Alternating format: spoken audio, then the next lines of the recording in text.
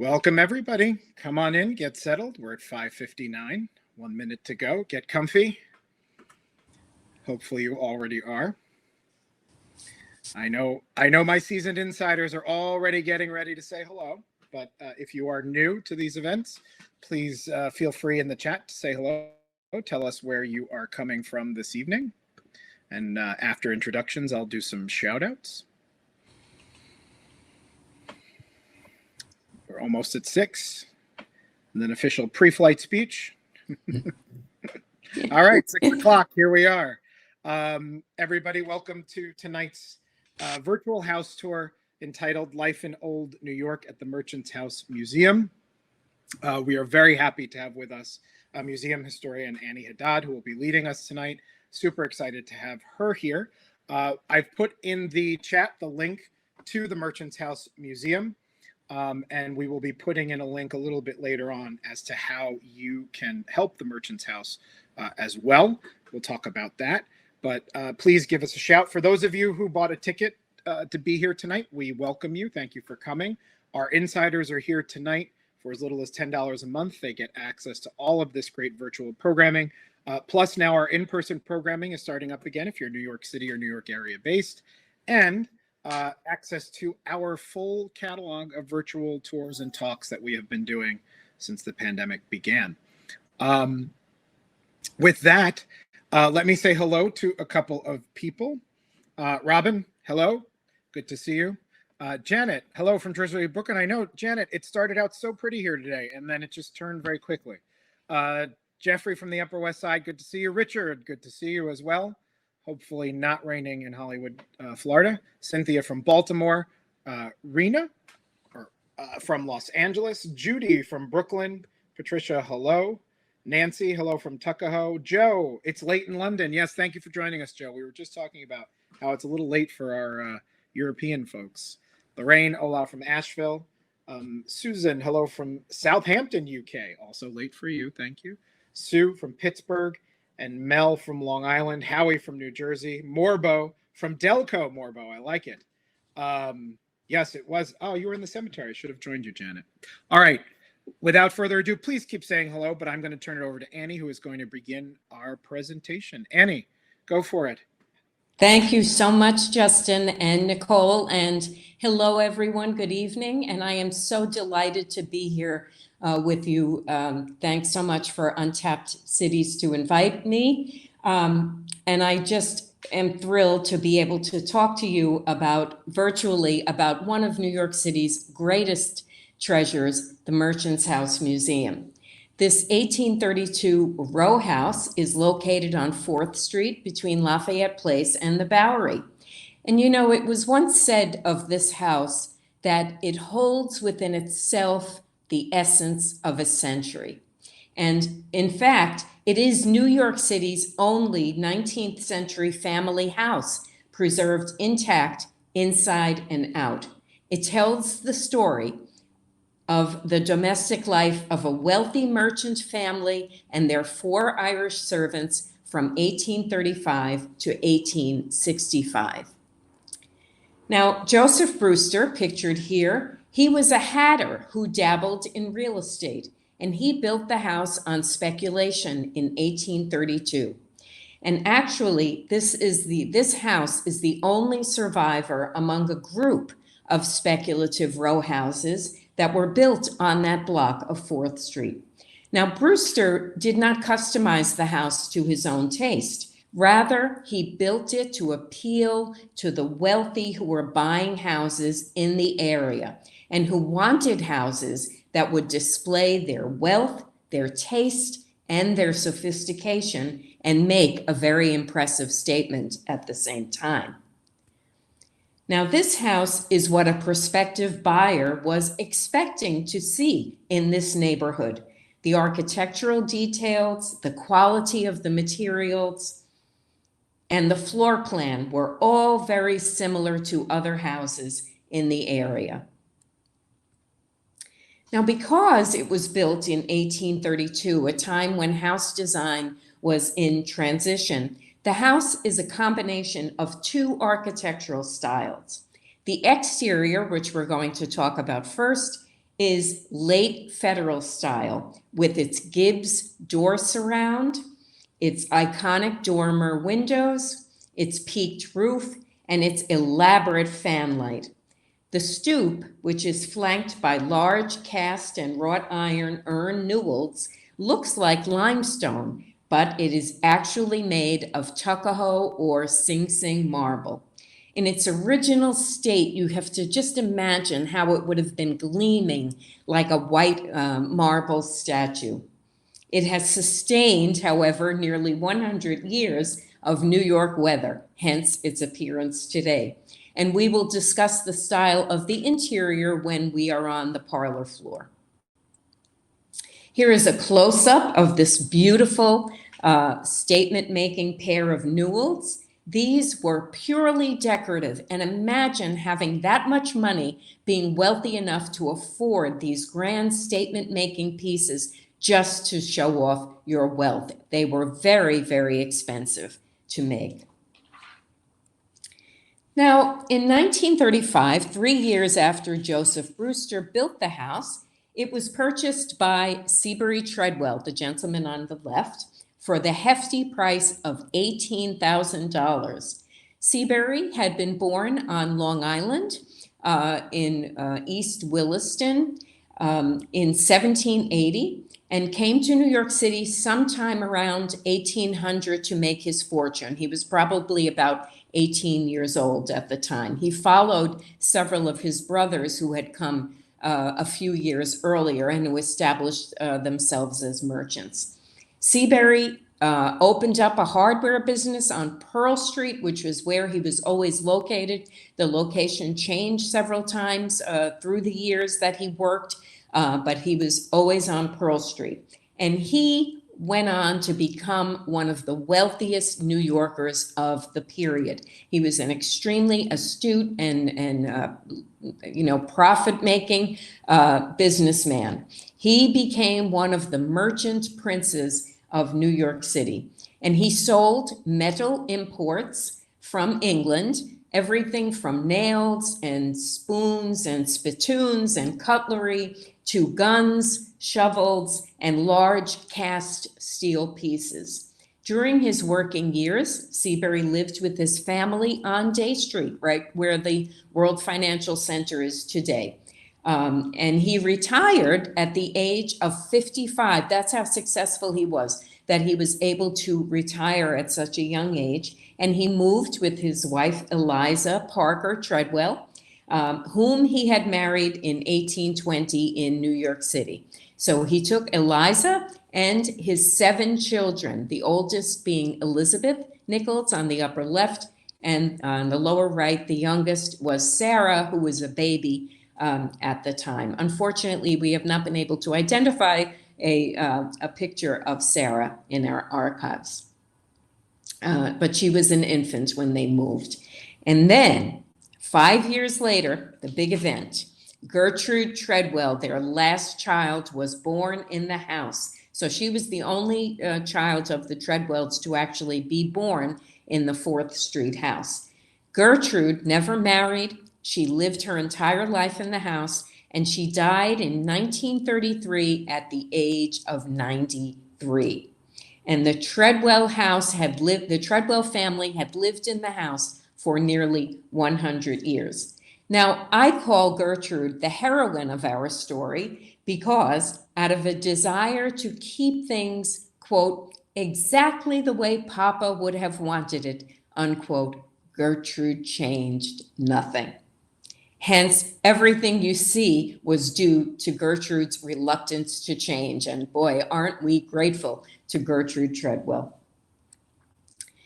Soon after Gertrude passed away, her distant cousin, pictured here, a man named George Chapman, whom I call the hero of the story, heard that her surviving niece was about to sell the house, lock, stock, and barrel. She was auctioning off all of the house's contents and put the house up for sale. He came by to take a look, and what he saw when he crossed the threshold was a living museum. And he decided that he was going to turn it into one, and he made arrangements to do so. 3 years later, just 3 short years later, the museum opened as the Old Merchants House. The Merchants House today is a National Historic Landmark. In 1965, the house was the first structure to be granted landmark status from the newly formed Landmark Preservation Commission. And in 1981, the entire interior of the house was also landmarked, making it only one of 120 to be granted this status and one of only 6 residences in New York. This was due to the fact that it had remained intact with nearly 3,000 items that comprise the possessions of the Treadwell family, including their original furnishings, their clothing, their decorative arts, photographs, and books. So when I give a tour at the Merchants House, my question when I get to this point is always, now let me ask you, why do you think that Joseph Brewster chose 4th Street to build a house in 1832? What was so special about 4th Street that he would choose to build there on speculation? Well, to answer that question, we have to take a look at what New York City was like at the time. The northern border of the city was right here. And guess what street that was? That was Art Street, now known as Astor Place. Hard to believe, right? The northern border of the city. Everything, because that was as far as the 1811 Commissioner's grid plan had progressed. So everything above that was farmland, forests, an isolated hamlet or two, but really nothing much above Art Street. Where was the epicenter of New York life? Well, it was, of course, the Seaport area, the lower Manhattan waterfront. By 1832, New York City had established itself as America's premier seaport, emporium, and financial center. Geography, in this case, really determined the destiny of the city. The large port could accommodate many ships, and the very deep waters of the harbor allowed boats to pull right up to the docks, making it much easier to load and unload cargo. And because of the unusual tidal patterns, the harbor rarely froze.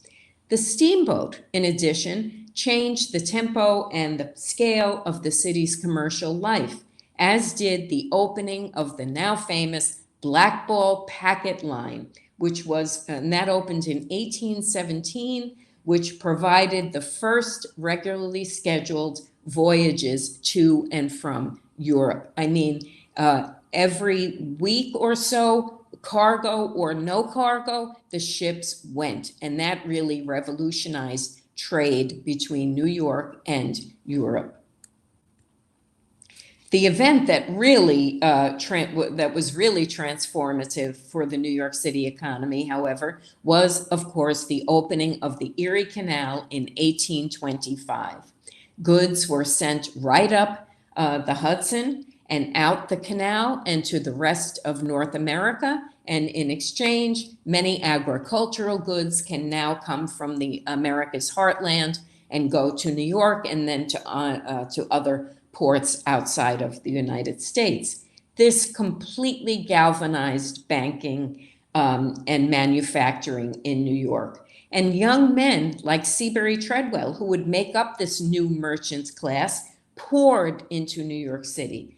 The population tripled in 50 years to an astounding 280,000 people. The economy exploded, and New York in 1825 was poised to become the leading commercial emporium in the world. And of course, the picture on the left is an image of the opening of the Erie Canal with Governor DeWitt Clinton ceremoniously and symbolically pouring water from Lake Erie into the Atlantic Ocean. This was called the marriage of the waters. But of course, the city had the great, tremendous growth of the city had its downside, and it was a very, very bad uh, underbelly of the city, if you will. This is an image, famous image of the Five Points area, which was quite notorious even by that time. The city had many, many problems. It was extremely congested, all of the population tripling. The buildings could not accommodate, they could not keep up with the spurt in population. When they did build, everything was made of wood. So houses were burning on a regular basis. I read a lot of diaries from the period, and it is astounding to read how 3 and 4 times a day the fire bells would ring because there was another house or a stable or a warehouse burning to the ground. It was extremely overcrowded, as I said. The housing was very poor. The sanitation was disastrous. And we're going to talk about that later when we talk about water. But imagine over 1,000 pounds of horse manure deposited daily on the streets of New York.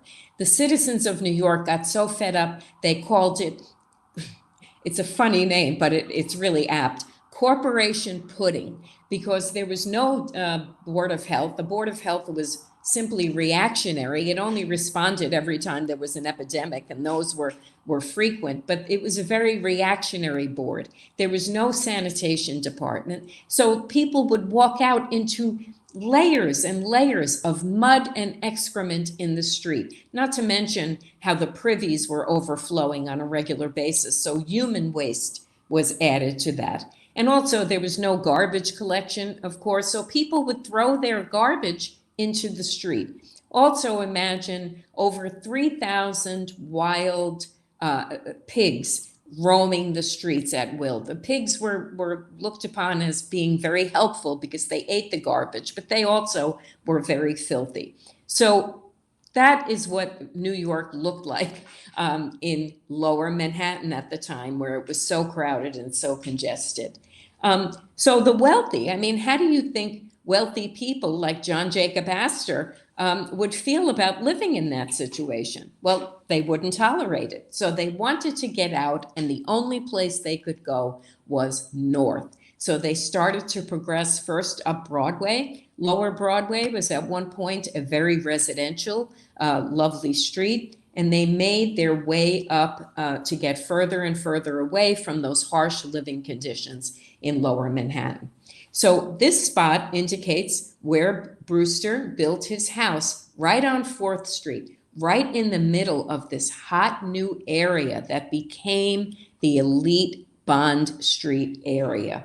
It became a very, very exclusive neighborhood, and it had begun attracting the elite in New York in about 1820 as a refuge from the urban blight.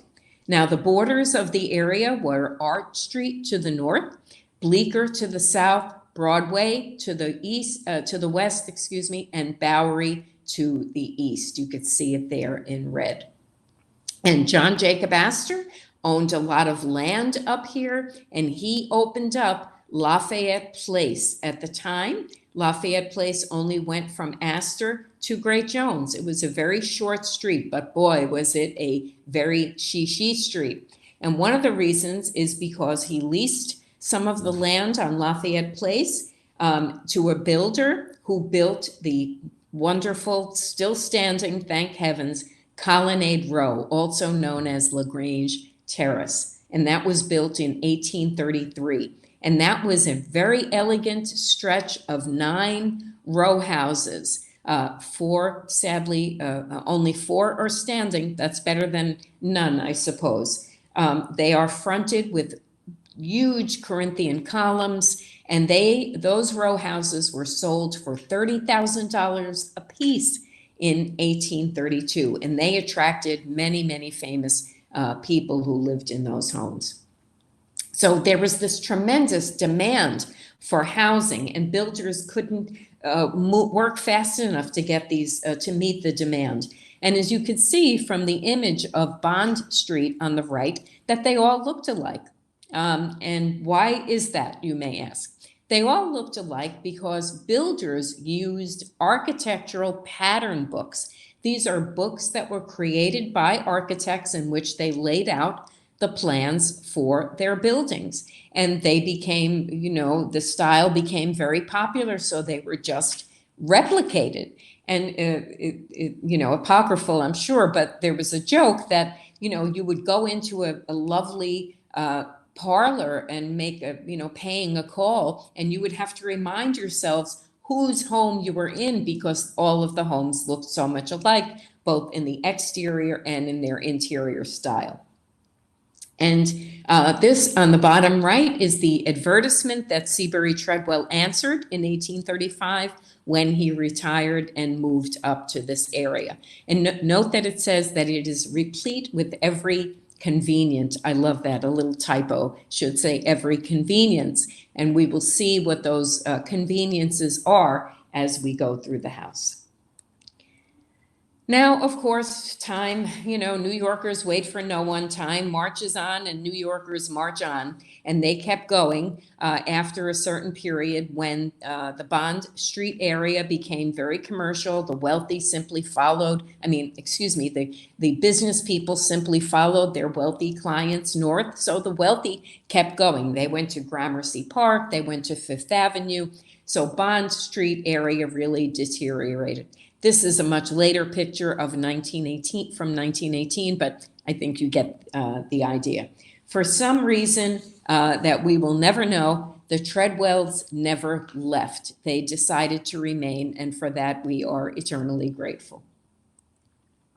So now that we've had the background of the neighborhood, the Bond Street area, we are going to enter the house for our virtual tour. Now, we are not going to go in the beautiful marble steps, and the beautiful front entryway is right here, but we're not going to go in that way. We are going to go down these steps that lead us under this little path, under the big grand stoop, and we are going to enter into the ground floor, which is a half level below ground.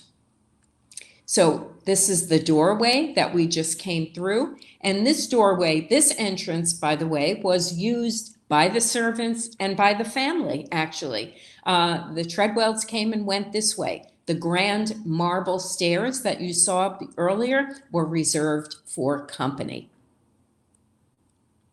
So here we are in the hallway of the ground floor, and there are two rooms on this floor, the kitchen, and then back that you cannot see is the family room, and that is where we are going to go first. So here we are in the family room. The family room was a very private space where the family spent a great deal of their time. And by the way, just going back here for a sec, if you look at the decor of this floor, there isn't any, right? Everything is very plain and simple. There are no architectural ornamentation, nothing fancy, bare walls.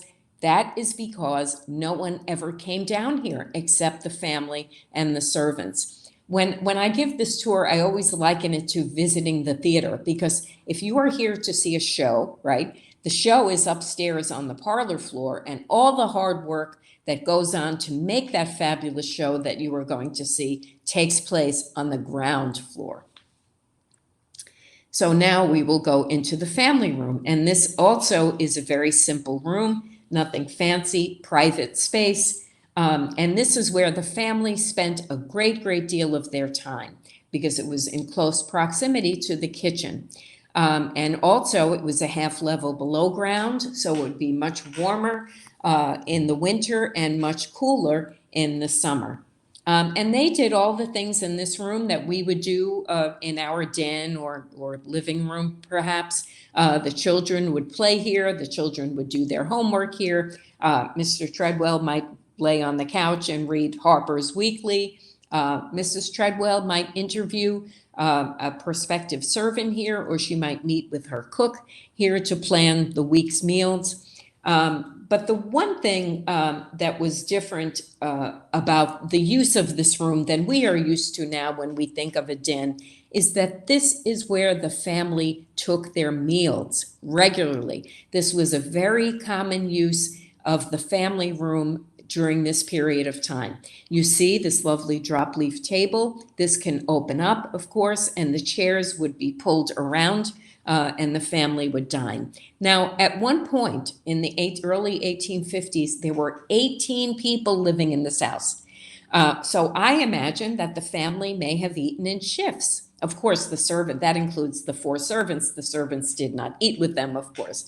But they may have gathered around very tightly, or they may have eaten in shifts, or perhaps the children ate earlier than the adults before they went to sleep.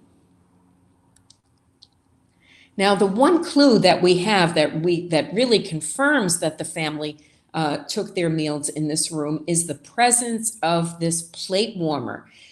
This was where the plates would be brought in by the servants. They would put the plates in the plate warmer, close the door, and then the heat from the fire behind the plate warmer would warm up the plates. And then when they were sufficiently warm, they would be removed and placed on the table. And we know that this is the spot for this plate warmer, that it has been this way for nearly 100 years because it has actually dented the marble from the weight of the plates. It has dented the marble beneath it. So you notice again, there are very low ceilings in this room. There is not a lot of very fancy decor. There are no ornate window treatments. This room was not used for entertaining. It's not very large, but it is comfortable. Now, the thing I really love about this house is that it was a lived-in home for nearly 100 years. And so we can see the evolution of furniture styles because Gertrude didn't throw anything away. She saved everything. So we get to see the furniture styles that reflect 3 different phases of the Treadwell's decoration. The first is the furniture that they purchased in 1820 when they were married and they moved to their first home on Day Street. So that furniture, 1820 to 1835. When they moved here, they bought additional furniture when they moved to 4th Street. And then when they redecorated in 1855, they did a massive redecoration and they purchased additional furniture at that time. All different, all varying styles reflective of the taste of furniture in New York City at the time. For example, this gorgeous piece, this late Empire sofa, dates to the 1820s and came with the Treadwells when they moved from their home on Day Street. 30 years later, when the family redecorated, it was relegated to the family room where no one would see it because it was no longer in style. And I think it really is one of the most beautiful pieces in our collection. Above this wonderful sofa is an engraving of George Washington and his generals by Alexander Hay Ritchie. And here is a close-up of the image. Of course, America's first national hero, George Washington, was ubiquitous in American homes at this time. Everyone wanted to display his photo, and his image was absolutely everywhere. And his birthday was celebrated every February 21st with great fanfare for many, many years. It may interest you to know that Seabury Treadwell came from a family of loyalists during the American Revolution. But by the time he was an adult, he had clearly embraced the new American order and certainly made a very good living with free enterprise. Now, if we turn around and face the opposite way in the family room, you see 2 doors. The door on the right is now a restroom. When the house became a museum, we had to make certain changes and accommodations. So this is a restroom. This had been a large pantry that the family would use. And this door on the left is actually a passageway through a kitchen that is now a modern kitchen into the main kitchen beyond. And that's where we're going to go next. And here we are in the kitchen of the Treadwell family. This was primarily a servant's space. So we're going to use this time in this room to talk about the 4 servants who worked for the Treadwells and what their duties were as hired servants.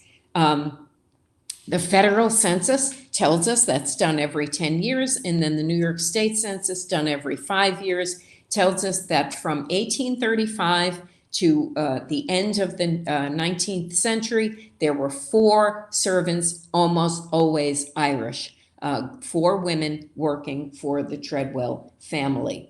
And they were, as I'm sure you will see by the end of this talk and this tour, they had a lot of work to do, and they had to get a lot of it done before the family was up and came down for breakfast. So the servants would have to get up at the crack of dawn, and there were 4 servants with 4 different jobs. There was the cook and her assistant, or waiter or waitress, if female as she was sometimes called. There was the parlor maid, and there was the chambermaid, also sometimes referred to as the 4th girl, because she was usually youngest and often the lowest woman on the totem pole, if you will.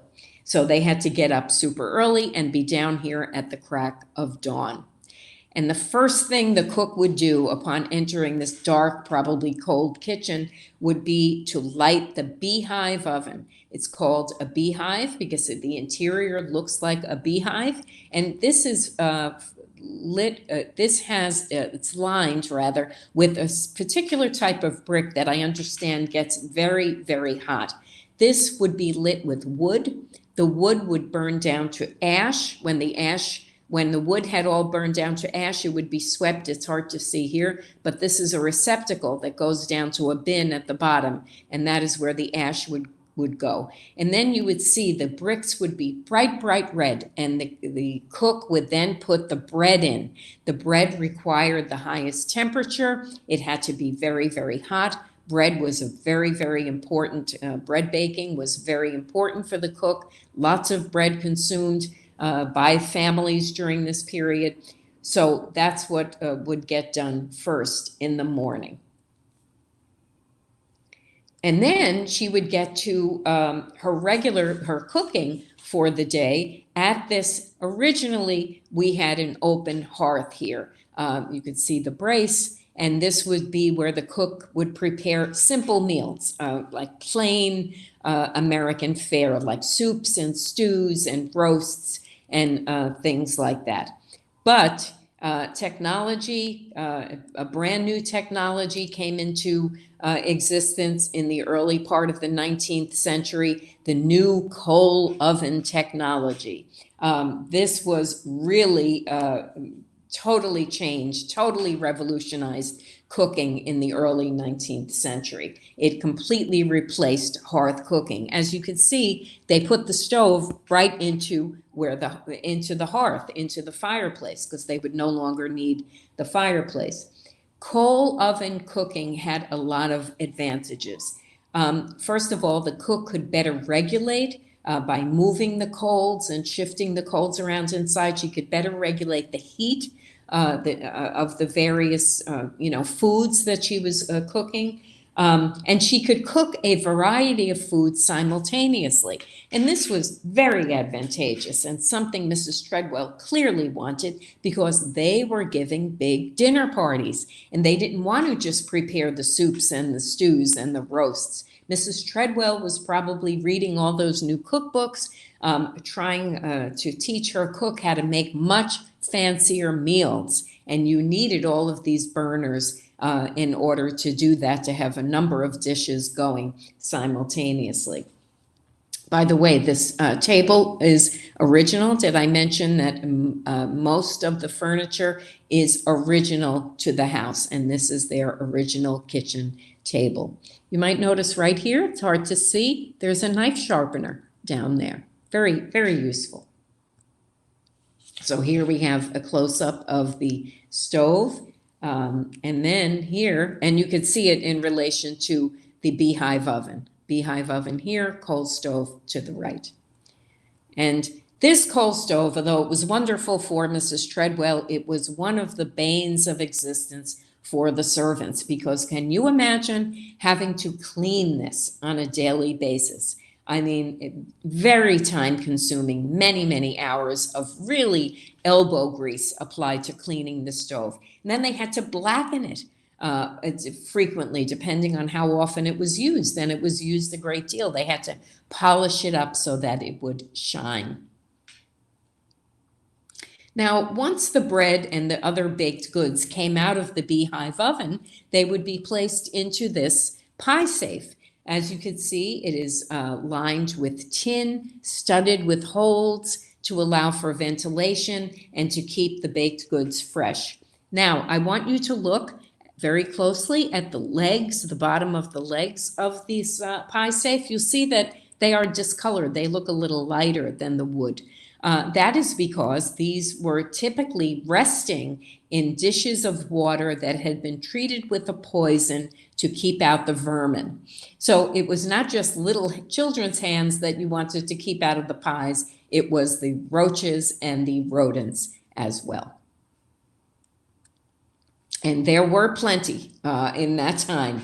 No city sewers, of course, meant that the city was filthy and the rats were all over the place and other horrible pests. And very often manuals, ladies' domestic manuals of the period would provide recipes for pest control that would be placed into those dishes.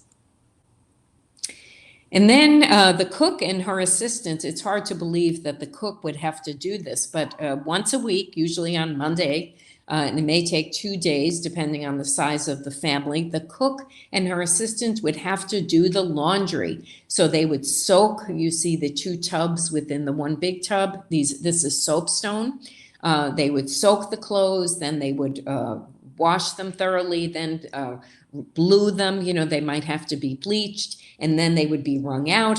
And then usually, if it was nice weather, they would be dried, laid out on sheets in the garden, which is right outside that window. And then they had to do the ironing. They would have to heat up these very, very heavy irons on the fire, often got burned, and it's very difficult work to do. And they'd have to switch out the irons as they cooled.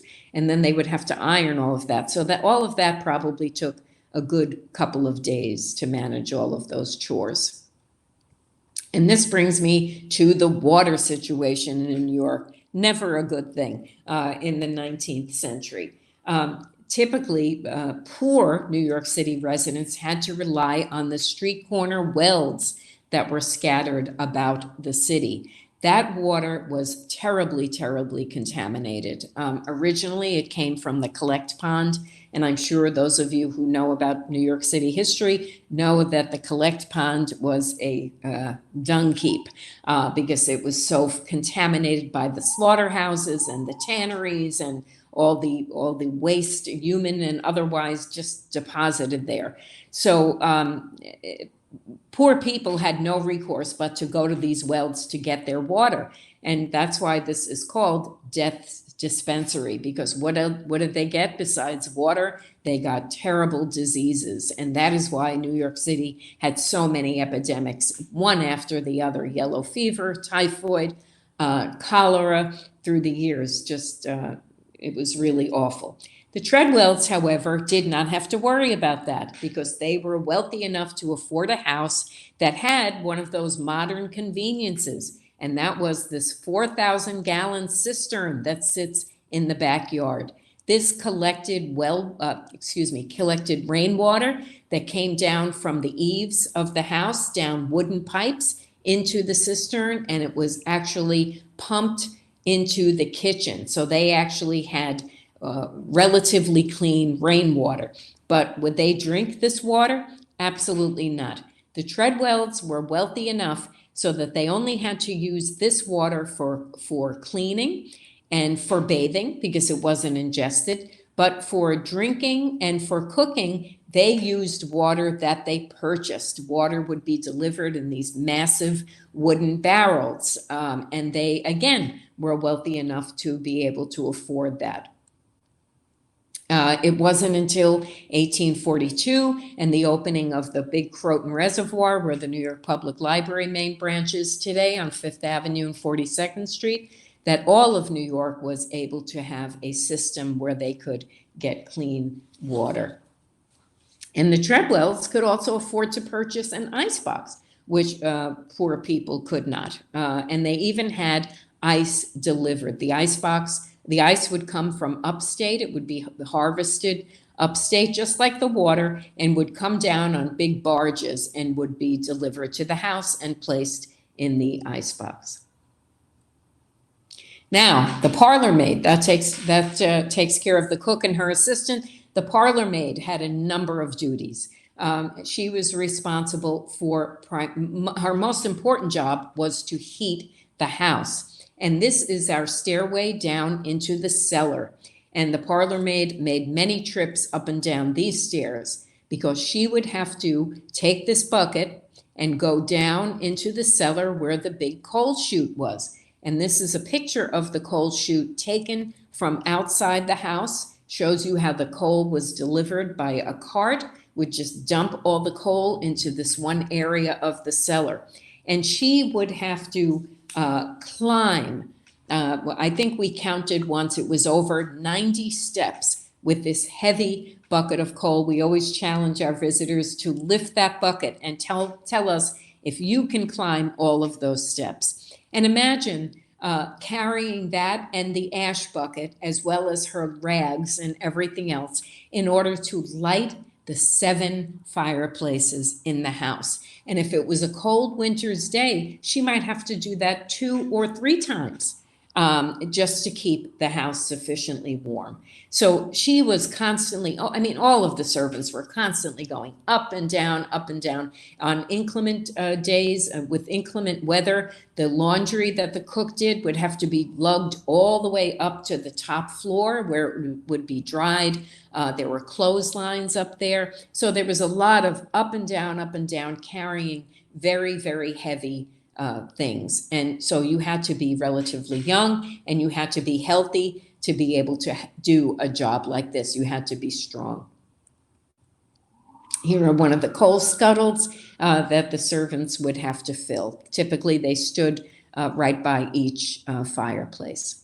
She was also responsible, the parlor maid, for lighting the house. And that, now we're very spoiled. We flick a switch. Back then, there were many, many lighting implements that she was responsible for: cleaning, replacing the wicks, washing the globes, polishing, all of these things, fetching new candles. And that took a great, great deal of her time. The chambermaid, or the 4th girl, was responsible for, once the family was up and down for breakfast, she had to make all the beds, air out all the linens, and unfortunately, she had the unpleasant task of emptying the chamber pots and the commodes. She would have a bucket just for that purpose that had a lid. She would empty the contents of the commodes and chamber pots into that bucket and carry it down into the yard and deposit everything into the privy. And then she would have to scald out all of these porcelain chamber pots and put them back where they belonged. Not a fun job. And then before you know it, after they were doing their morning chores, the call bells would start to ring, and that would signal that the family was up and needed their water for washing and whatever other assistance they needed.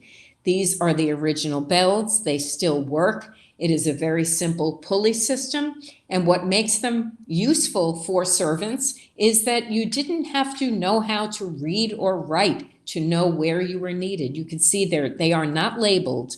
And how would they know where they were needed? Well, each bell has a different tone, and they would simply hear the tone and that they would know where they had to go, whether it were Mr. Treadwell's room or one of the daughters' rooms. So you'd better learn that pretty fast once hired by Mrs. Treadwell. Otherwise, there could be chaos in the house. Now, just a quick look before we head upstairs to our lovely Victorian garden. This garden is only about 20 years old, done by our master gardener. When the Treadwells lived here, this was a working yard. There was none of this. The only thing that is original to this space is the perimeter.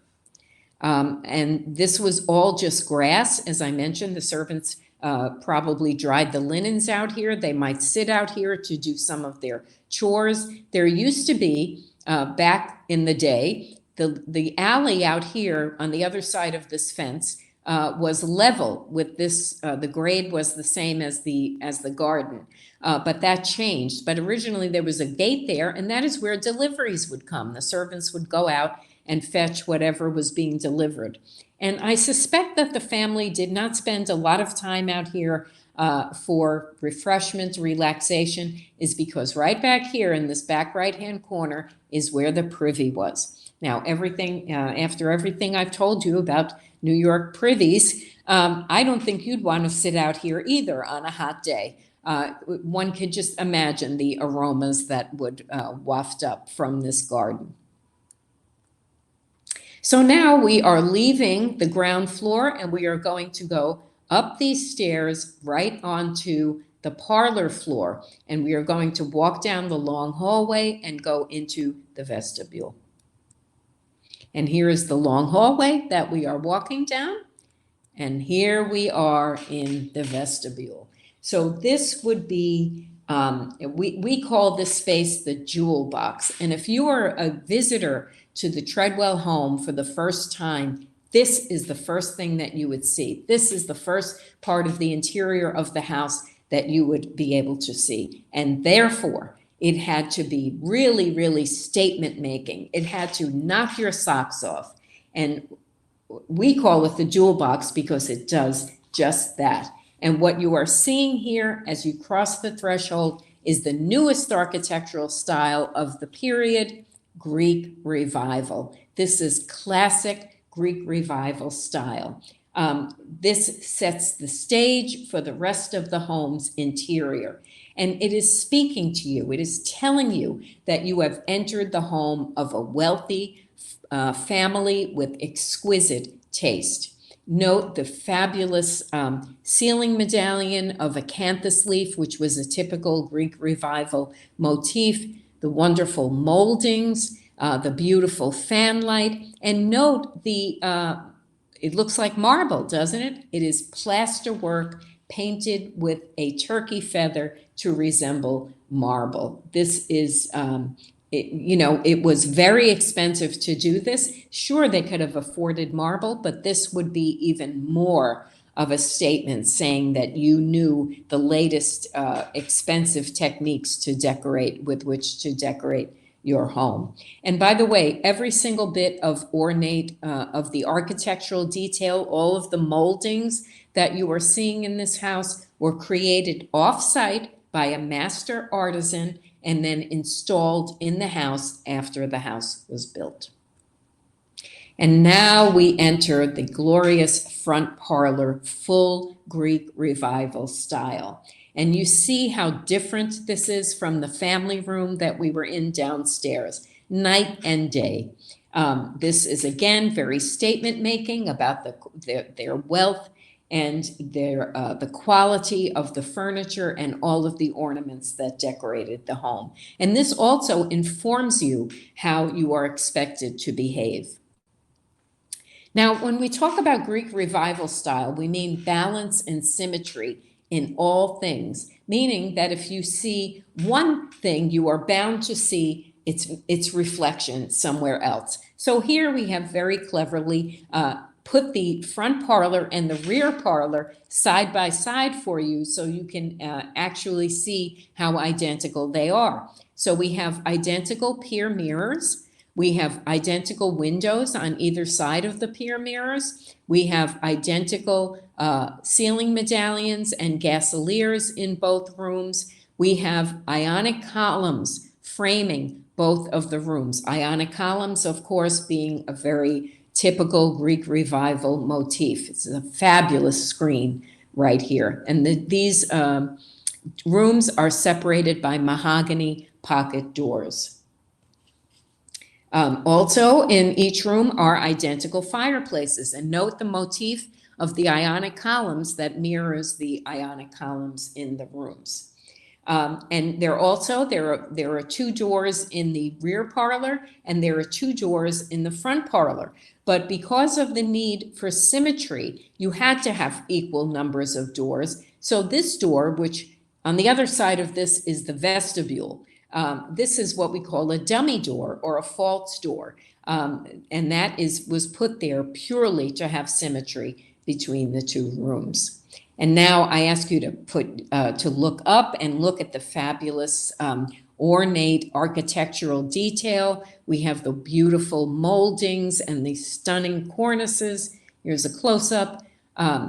Just look at these. And this was very individual to each home, because depending on which artisan was creating the plaster work, each house was different. So, but there were similar motifs like egg and dart molding. This is called lamb's tongue molding, but they really were very unique to each home.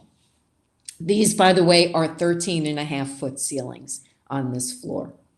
And the creme de la creme of ceiling medallions is our pair of recessed ceiling medallions that are practically in their original condition. These are recessed, and they were restored in the 1980s, but mostly all of it is original. And these are considered to be among the finest ceiling medallions extant in the country. Note again the use of the acanthus leaf motif on these. Let's talk briefly about lighting. When the Treadwells first moved to the house in 1835, they used primarily candlelight.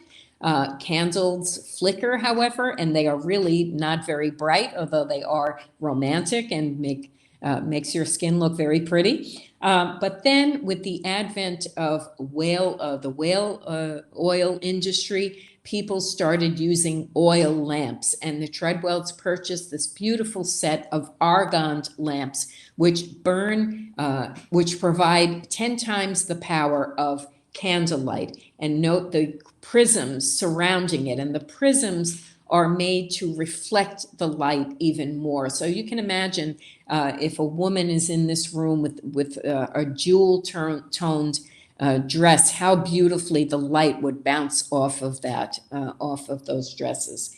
But these oil lamps, I don't know if you've ever smelled whale oil. It's horrible. So they smoked, they gave off an odor, and they were rather unpleasant. So they weren't the best lighting, but it was better than candlelight. So finally, the big upgrades that the family made when they redecorated in 1855 was to purchase identical gasoliers for each of the two parlors. And these are lit by pulling down on the finial right here. When you pull down on the finial, these hanging counterweights rise up. And then you would light each jet. You could see the little knob to adjust the light beneath each one. And then you would simply push it back up. And these are, again, very, very fine gasoliers. And when the Treadwells, before I move on to that, I always like to show you the curtains. Now, the lace curtains are very lovely. These, the beautiful silk curtains are reproductions from the original. The lace curtains were another bane of the servants' existence, because remember I told you about how dirty the city streets were, and the air was very dirty as well. So all of that miasma, as the natives called it, would simply rise up and just come into the house. And these lace curtains, although they're decorative, they really serve the purpose of keeping out all of the muck and mire of the streets. So you can imagine how frequently these blackened and had to be removed for cleaning by, of course, the servants. When they redecorated, they also purchased this beautiful carpet. This was laid in 27-inch strips, piece by piece, and then nailed down to the floor. This was so, and what we have now is a reproduction of that carpeting, a reproduction of the original. And this was so popular that the Metropolitan Museum of Art actually had additional of this carpet made for one of their period rooms in the American wing.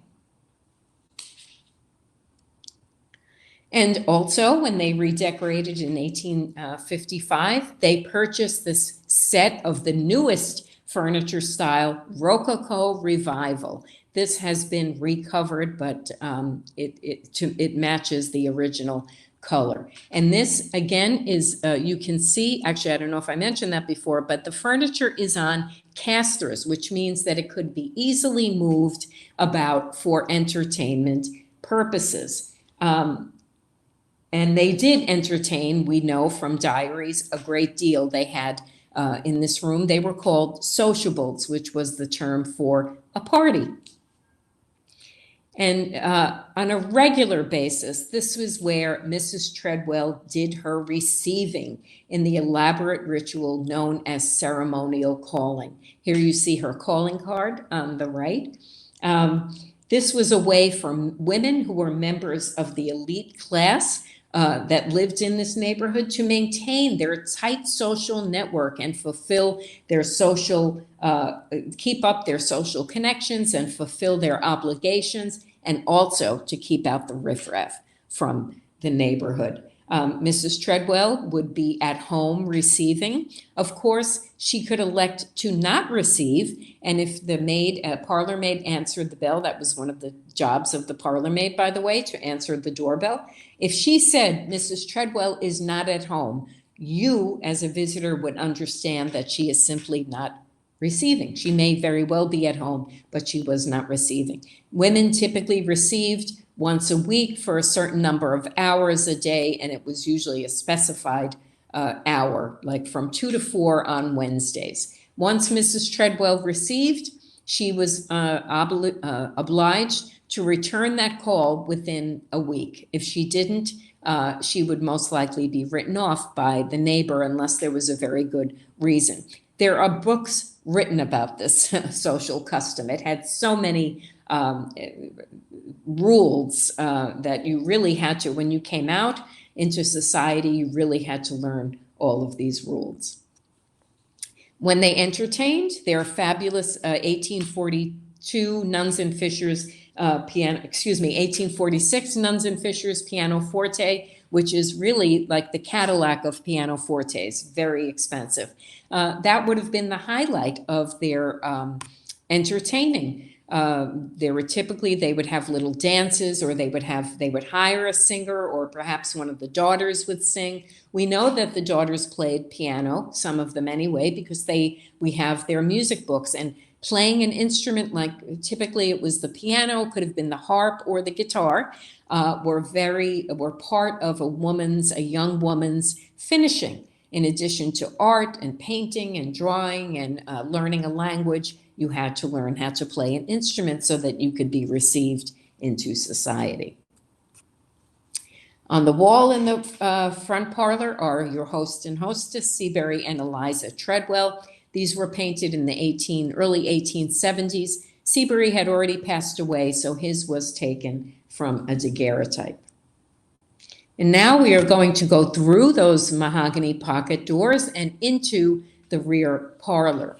And this room was typically used for their grand dinner parties. The table that you see opens up to seat 12, and you are looking at probably the pride of our collection at the Merchant's House, 12 dining chairs that came from the workshop of the great American furniture maker, Duncan Phyfe, from his shop on Fulton Street.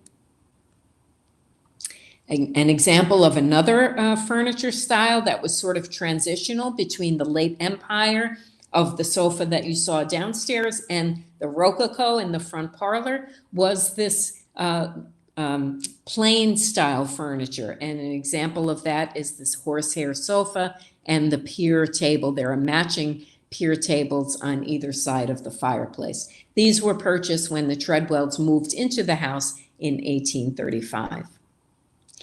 The wonderful sideboard in the rear parlor, this is late Empire. This came with them from their home on Day Street. This was where Mrs. Treadwell would store all of the cutlery, all of the table linens and glassware and dishes, and most importantly, the liquor, which was in a locked cabinet, as you can see.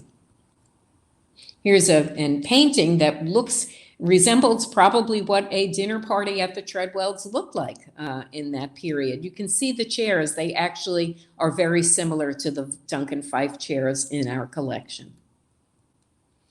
The rooms were also used at times simultaneously. The mahogany pocket doors would be open, and this is where the Treadwells would have their grand sociables. So there would be room for all of those formal dances. Also on New Year's Day, very typically, as was the custom in the early to mid 19th century, the men would go out making social calls, and the women would preside over an elaborate buffet in their home, and they would greet men all day long who came to pay their respects to the women of the house. It was also used, the front and rear parlors, for weddings. Elizabeth Treadwell, the eldest daughter of Seabury and Eliza, was married in the front parlor in 1845. By the way, of the 6 daughters of the house, only 2, the 2 eldest, Elizabeth and Mary, were married. The front parlor was also used for funerals, for wakes and funerals. It was typical, this was before the funeral parlor, to use the parlor for a wake. The coffin would be brought down into the front parlor, chairs would be arranged, and the family would be out of sight, and mourners would come to pay their respects. And we know that Seabury was waked for 3 days in this room after his death in March of 1865. Just one little accessory that I'd like to show you. This is called a brass light extender. So if you're using gas light but you need something close, where if you're doing close work like reading or needlepoint or letter writing, you would simply attach this end of the light extender to one of the hooks on the one of the jets on the gasolier, and that would simply bring the light all the way down to you. Typically, they would have a shade, so the light would be diffused the way a regular lamp would. So now we're going to leave the parlor floor and go up to Seabury and Eliza's bedroom floor. But before we do that, I must have you look at this fabulous carved mahogany newel post. I mean, this is like a piece of furniture in itself, and it's meant for you to see it upon entering the house and leaving the vestibule. This would be the first thing that you would notice. If you've seen the film The Heiress with Olivia de Havilland and Montgomery Clift, you may recognize this newel post because it was actually used when they created the newel post for the film. So now we're going to go up these stairs into Mrs. Treadwell's bedroom. So here we are now. We've come up the stairs from this way, and we're going to go right into Mrs. Treadwell's bedroom. And here it is. So husbands and wives typically followed the British custom. If you were wealthy enough, you had separate bedrooms, and Seabury and Eliza did indeed. And these beds were purchased when they moved here in 1835. Mrs. Treadwell's bedroom was used for the birth of Gertrude in 1845, and also the birth of several of her grandchildren, because it was customary at this time when a young woman married, she would live with the bride's family while her husband was busy establishing his career and saving money to buy his own house. And this room speaks to how the rooms were used. It really was a semi-public space because guests would have the opportunity to come into this room. And you notice this mannequin with the dress.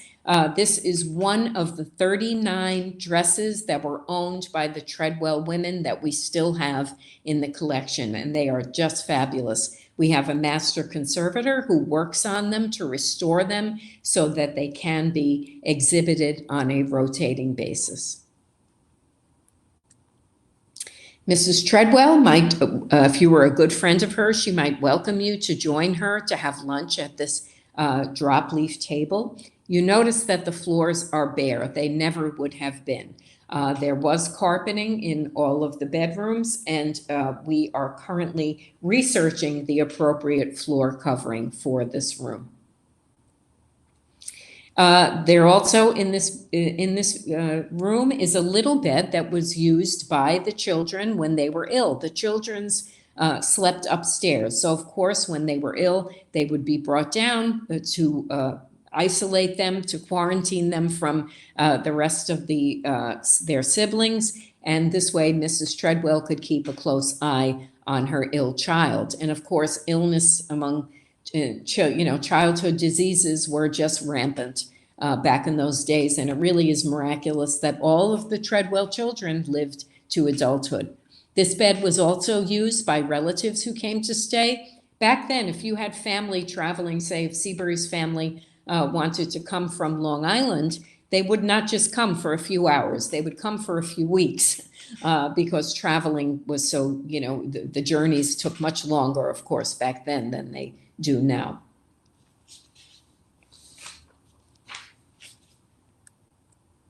And in this room, we have another accessory for the Treadwell family. That is this hat tub, because it's called a hat tub because it looks like an inverted top hat. Servants, one of their jobs would be about once a week, we think. They would have to heat up big kettles of water downstairs. When the water was hot, they would bring it in and they would pour it right into the tub. And when you bathe, you would sit here. And you would take a big cake of Castile soap and wash and do sort of like a sponge bath. And then the servants would have to siphon off the water and throw it into the yard or somewhere. And then it would go on to the next room for the next person to bathe. We think that most people bathed about once a week. The women rarely washed their hair. They would wash their scalp with probably lemon juice, maybe a little olive oil to keep the scalp clean on a daily basis. The hair, when they woke up in the morning, would go up, would be tied up in a knot. Once you came out, your hair came off your shoulders, of course. And then it would be taken down in the evening and brushed vigorously to disperse all of the oil. Even in this room, now this floor, there are a lot less architectural detail, but what there is very, very beautiful. Again, plaster made off-site and installed. And the ceilings are a bit lower on this floor as well. The Treadwells were devout Episcopalians, and it was very common for religious art to be displayed in the home at this time. And this passage from this 23rd Psalm is what Mrs. Treadwell would see when she opened her eyes every morning. Now, I said that the Mrs. Treadwell's room was a semi-public space, and that is because both her room and Seabury's room would be used when there was a dinner party or any kind of sociable in the house. Guests would come, upon entering the house, they would immediately come right up to this floor. The women would go into Eliza's room and the gentlemen would go into Seabury's room. And there would be bureaus with mirrors on them. And here is where the women would primp and prepare for the party. They would fix their hair. They would put on their dancing slippers. The men in Seabury's room would have their coats brushed and their boots polished. And then they would join one another and go down to the party together. Sometimes if there was a big event, like a wedding, families would rent additional mirrors just for this purpose. Now, one thing that's interesting in these two bedrooms is that the ceiling medallions have been changed. This is the medallion in Seabury's room, and doesn't this look very much like the medallion that is in the front and rear parlor? This is original. We think that when gas was installed, Eliza's ceiling medallion was broken and it was replaced. You can see this is much later. This is smaller. It's much more Victorian looking than the original Greek Revival style. Seabury and Eliza had the luxury of having enough space in their home to afford closet space. And this house has plenty of closet space. And that was a real luxury. Most of the time, people just folded their clothes and kept them in drawers. But of course, now we use this as an exhibition space. But just look at all of this wonderful space. I'm very envious of this space. If you look up, you can see that there is even architectural detail in the closets. So that just shows you that it was not a totally private space. And now we are moved into Seabury's room. And Seabury spent 30 years of happy retirement life in this house. Seabury was a very active man. He loved to race trotters on the 3rd Avenue Speedway. He was very active in real estate. He bought and sold a lot of real estate in New York and Brooklyn. He invested in stock in the upcoming utilities. So he was a very active man. So he must have spent a lot of time in this room. This bed, by the way, this fabric was discovered in the attic after George Chapman bought the house, and he had it made into the bed hangings. Seabury brought his armoire with him from his home on Day Street. This is a fabulous piece. I hope you can see the detail of the amazing claw feet of this armoire. This would store folded clothing. And what I really love about this, it just points out that we're talking about human beings who lived in this house. Here we have a little burn from Seabury going in the dark to get his clothing and putting his candle right here. And the candle is actually burning the shelf above. And here's Seabury's writing desk. Of course, everything was all about letter writing in those days, so he probably spent a great deal of time at this desk, and he would write letters, and the servant would have to go off. One of the servants would go off to the post office and deliver mail and pick up mail. You had to go to the post office and get your mail in those days. Sadly, Seabury, well, he lived a very long life. He was 84 when he became ill with Bright's disease, which is a kidney ailment, and he passed away in his room in March of 1865. Just to put it in historical perspective, it was a little over a month before Abraham Lincoln was assassinated. And as death neared, the family, of course, would gather around the deathbed, children included. The undertaker would be sent for, he would prepare the body, and then Seabury would be brought down and waked in the front parlor. And that is why for 3 days, they had to have a lot of flowers around the coffin to mask the odor. And then off of Seabury's room is a little room, which we have now interpreted as a study, but I bet it was used for many things. It might have been the bedroom of the newlyweds. It might have been a nursery. It might have been a guest room. But in any case, Seabury's will was found in this secretary. So we think he might have used it as an office. By the way, this is Eliza Treadwell's wedding dress from June of 1820. It is the oldest dress in the collection. So now we're going to leave the bedroom floor and go up the stairs to the children's floor, which is not open to visitors. This is used as staff offices right now, but the layout is pretty much identical to the floor below. We are going to continue up the stairs. These stairs, if these could talk, what stories they would tell. This is the stairway to the servants' quarters.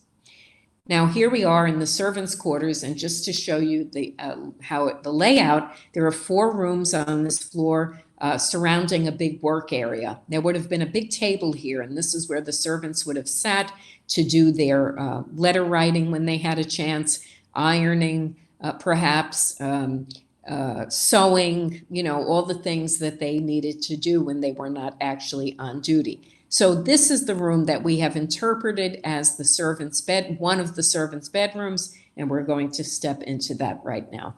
And as you can see, it's very plainly furnished. The floors are bare. There would have been no floor covering in this room unless the servant would have made one herself.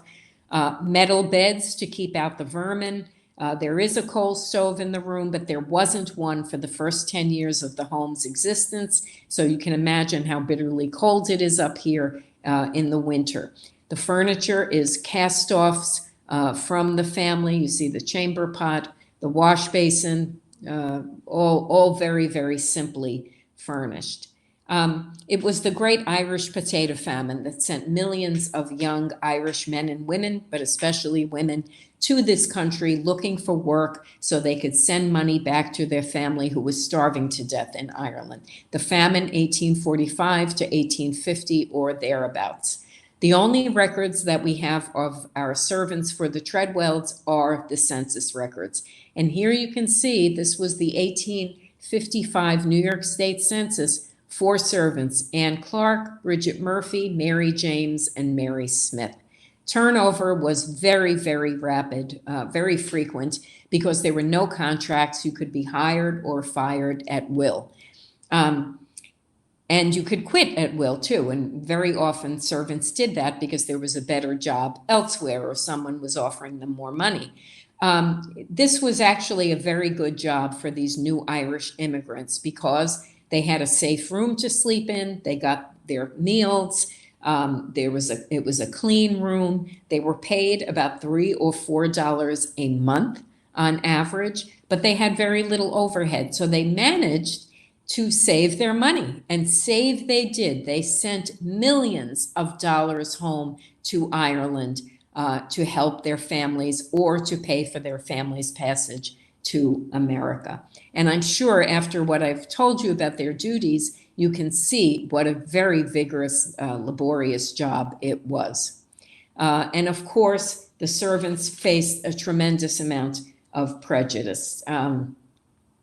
The homeowners by and large were Protestant. There was a great deal of religious tension in the house. Ladies' magazines would frequently warn mistresses of the home to watch out for the Irish servants, lest they take their children off to the Catholic Church and have them baptized. It was just terrible. And I always say the servants were in the house, but not really of the house. I mean, imagine working for a person, a family who doesn't trust you. So it was very, very difficult. And I always say at the end of my tours that it would have been impossible for the families like the Treadwells, the wealthy elite who wanted to have all the best of everything, to survive the way they did, to manage their house without the backbreaking labor of the Irish servants who worked for them. It would just have been impossible. So we continue to do much restoration work on the house. With the house that's this old, it absolutely always needs something to be done to keep it safe. And it is a real survivor. This house this year is celebrating 85 years as a museum. And it actually opened to the public on May 11th, 1936. And as we celebrate this milestone, the horrible truth is that over the past year, we have been under tremendous strain. It's been a very difficult one for the museum, and we're still operating at a very significant loss.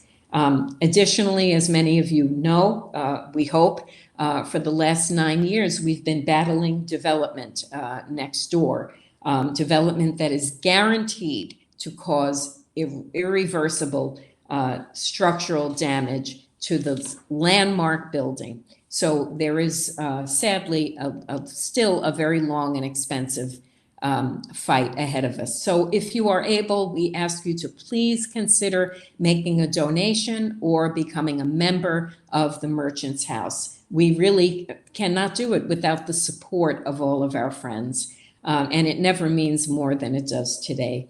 And as an added incentive, members receive free admission to all of our regular virtual programming.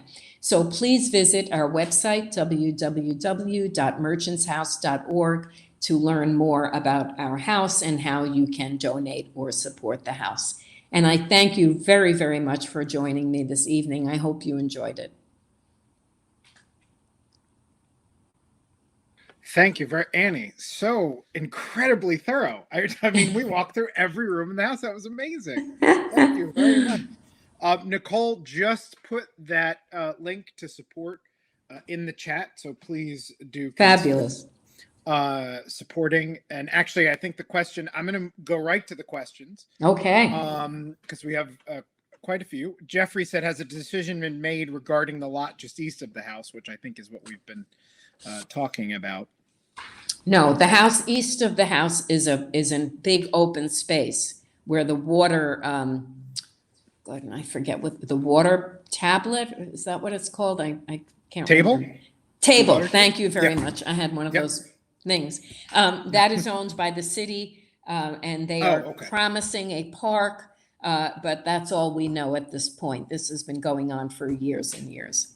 So the legal battle is to the west of the house then? Exactly. Yes. Okay. Yes. Okay. Well, hopefully the east of the house will be that. If it's a park, that would If be it's a great. park, that would be lovely. Yes, we Yeah. would love that. Lorraine asked, do you know what years the old photographs were taken and by who? Oh, those are not old photographs. Those are photographs that were taken within the past 10 years, I would say, by our house esteemed photographer, Hal Hirschhorn. Hal uses 19th century equipment with 19th century techniques to Wow. create those wonderful images. That's so cool. They fooled me. There was one guy who had long hair, I think in the funeral picture, in the wake. Yes, picture. I was yes. like, God, he looks like he could be, any Yeah. New Yorker. The guy with the long hair. That's so awesome. That's my colleague, Dale Vandersand. Oh, nice. That's so cool. Lorraine also asked, did the Treadwells' bedrooms have try that again, Justin, have an adjoining door? I'll say that again. Yes, The I'm Treadwell's sorry bed- if that wasn't clear. The bedrooms were linked by that passageway filled with closet space. Oh, That okay. was a walkthrough from Eliza's room into Seabury's. So they could close their hall doors, and yet they could visit with one another, in private. Cool. Yeah, those closets, boy, wow. Wow. Yeah. Don't I wish. In my apartment with 0 closet space. Yes. Judith asked, is it known what Episcopalian church the Treadwells attended? Yes, they attended St. Bart's, which at the Oh. time was a block away on Lafayette and Great Jones Street. That was built shortly before the Treadwells moved to the area, and it was fabulous because they just could walk 1 block to go to services. I think it was 1872, St. Bart's moved uptown. Why? Because they were following their wealthy parishioners north. Right, everybody And the moved. congregation was growing, but everyone was moving. And I think it was 1872 when they moved. And after that, I think they worshiped at Grace Church. Okay. Oh, love Grace Church. Judith also asked, did the Seaburys have slaves in addition to the Irish servants? Well, no, not that we know of. Now, I have to backtrack a little bit. Okay. When they lived on Day Street, Seabury never had slaves. When they lived on Day Street, there is no doubt in my mind at that time, because this was from 1820 to 1835, and the Irish were just starting to trickle in at that time. Right. So a lot of the domestic help came from poor white and freed slaves, freed blacks. And that I would bet that they had black and white servants when they lived on Day Street. Once they got up to 4th Street, the Irish had started to come in, and from 1835 on, they had Irish servants. Got it. Judith also asked, what are the 2 upright objects on the top of the pianoforte? Oh, those are fireplace shields. So those would be used if you were sitting, they're paper mache, actually, and they would be used if you were sitting by the fire, but you did not want your face to get red. God forbid a woman's face should get red. A woman had to have a very light, clear complexion, no ruddiness. Ruddiness was for the servants. They were ruddy. 19th century woman from an elite household was not ruddy. And so you would sit there and hold that, actually, to keep the heat off your face. Interesting. Lorraine asked, when was electricity installed? when the house became a museum in 1936. Oh, Now, wow. So they didn't have Gertrude electricity in herself 36. had a little bit earlier. I think there was a light in the kitchen and one maybe up on her bedroom floor outside. When Gertrude, by the end of her life, was using Seabury's bedroom as her bedroom.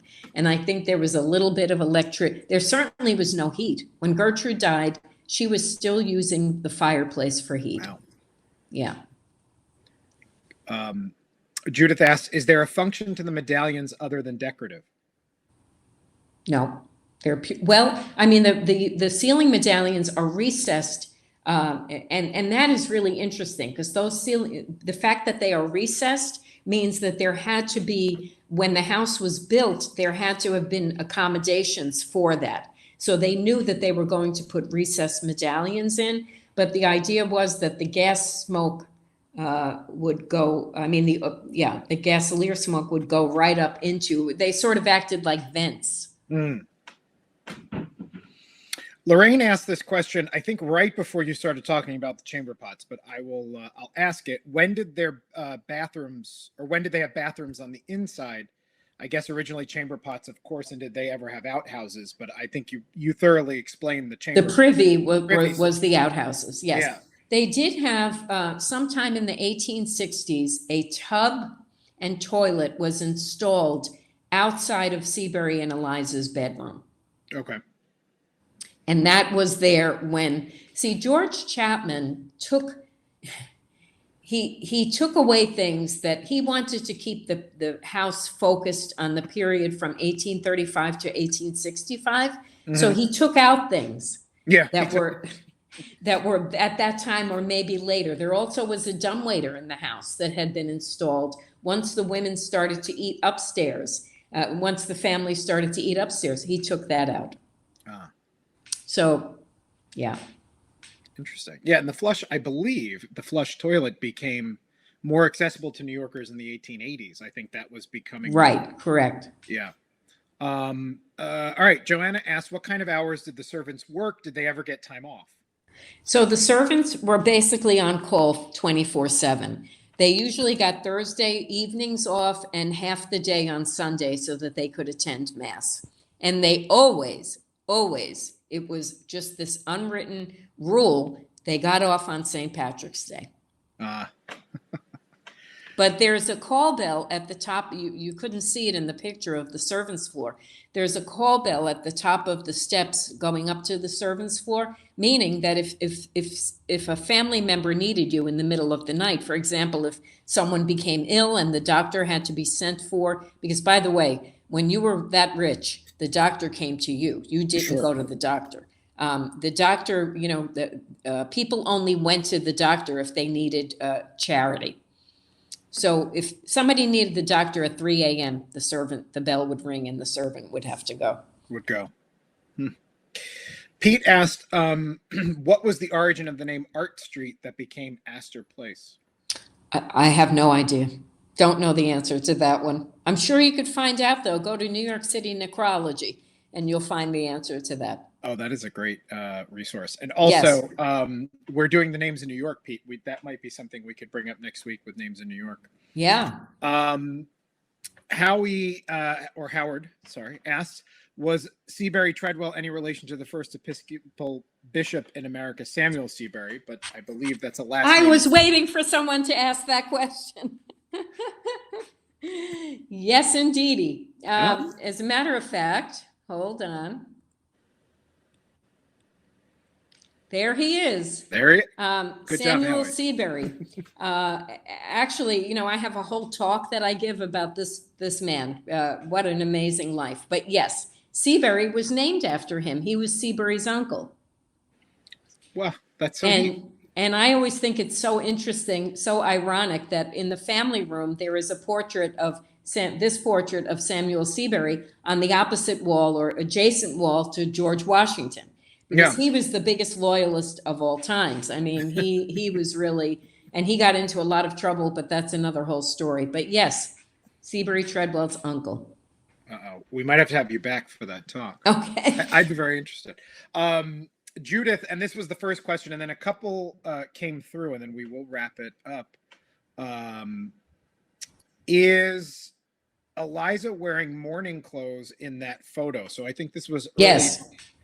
Okay. Yep, absolutely. Good eye. You know, the We've got mourning really cap for a astute. widow was white. That was, and she wore that for the rest of her life. Okay, back to the top. Sue Morris, did the family own or rent carriages? If they owned, whoop, one came in.